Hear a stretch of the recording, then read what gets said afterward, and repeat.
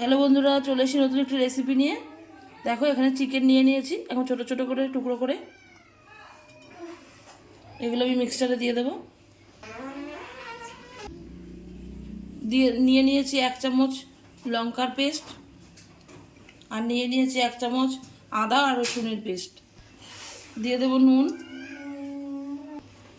এই 1.5 চামচের মতো নুন দিয়ে দেবো। দিয়ে দেবো অল্প সয়া সস,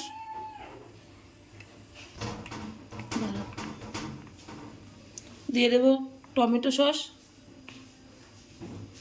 দিয়ে দেবো গোলমরিচের গুঁড়ো,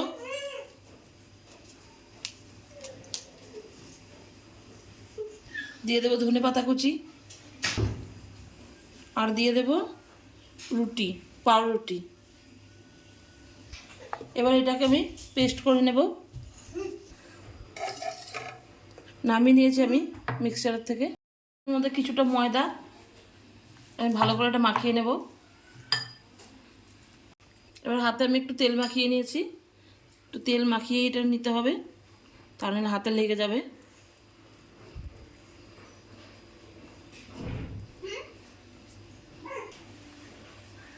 দেখো এমন গোল গোল করে এটাকে শেপ দিয়ে নেব।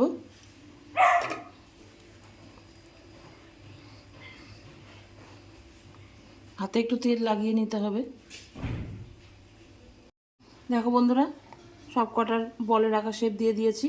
এটা আমি এবার 20 থেকে 25 মিনিট নর্মাল ফ্রিজে রেখে দেব। বসিয়ে দিয়েছি কড়াই, জল দিয়েছি, জলটাও ফুটে উঠেছে। এবার আমি নর্মাল ফ্রিজ থেকে ওগুলোকে বের করে নিয়েছি। এবার একটা একটা করে এর মধ্যে দিয়ে দেবো।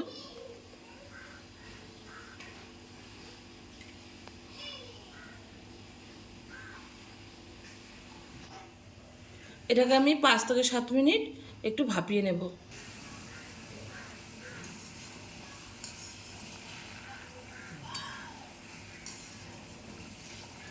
দেখো বন্ধুরা, এটা অনেকটা ভাপানো হয়ে এসেছে। দেখো বন্ধুরা, এগুলো এবার ভাপানো হয়ে গেছে। এবার আমি আস্তে আস্তে এগুলোকে নামিয়ে নেব।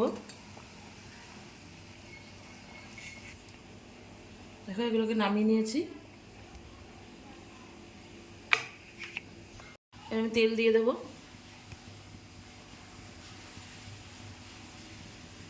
বন্ধুরা, তেল গরম হয়ে গেছে।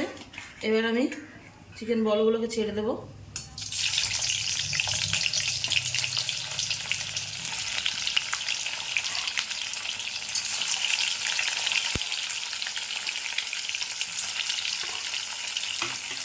দিয়ে দিয়েছি সব কটা। এগুলোকে এবার একটু উল্টিয়ে দেবো।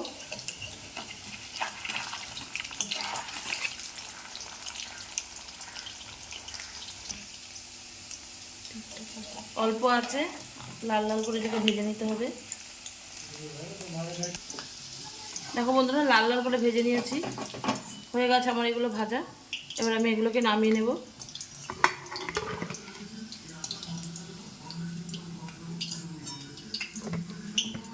দেখো রেডি হয়ে গেছে আমার চিকেন বল।